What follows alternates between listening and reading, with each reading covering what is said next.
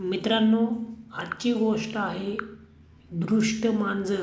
तर मित्रांनो, गोष्ट खूप छोटी आहे आणि लहान मुलांसाठी स्पेशल गोष्ट आज घेऊन आलेलो आहे.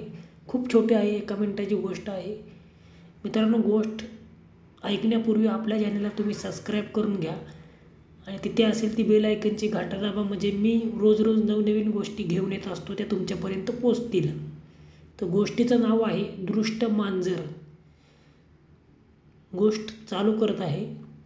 जंगलामध्ये एका झाडावर घार राहत होती. त्या झाडाच्या खाली मांजर राहत होते. झाडाच्या खाली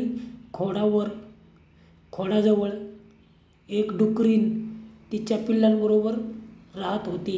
पण त्यांचे कोणाचेच एकमेकांशी पटत नसे. शेजारी असूनही ती एकमेकांशी बोलत नव्हते. मांजराला वाटत होते की उरलेले दोघे इथून जायला हवेत, म्हणजे पूर्ण झाडावर मी एकटा राहीन. ती नेहमी बाकी दोघांना तेथून हटवण्यासाठी उपाय शोधत होती. एक दिवस तिच्या डोक्यामध्ये एक दृष्ट कल्पना आली. मांजराने घारीला बोलवले. मांजर घारीला म्हणाली, "हे बघ डुकरीण, डुकरीण झाडाची मुळे उकरत आहेत. लवकरच हे झाड पडेल आणि डुकरीण तुझ्या पिल्लांना खाऊन टाकण्याचा प्रयत्न करते." घार हे ऐकून खूपच घाबरली.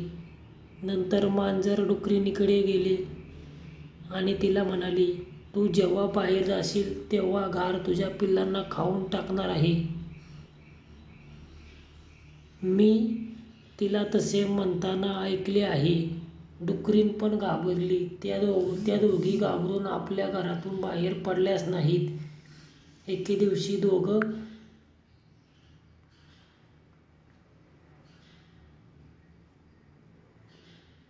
भुकेने मरून गेल्या. अशा प्रकारे पूर्ण झाडावर मांजर एकटीच राहू लागली.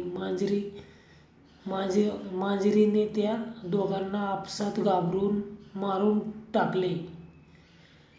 तर मित्रांनो, गोष्ट संपली.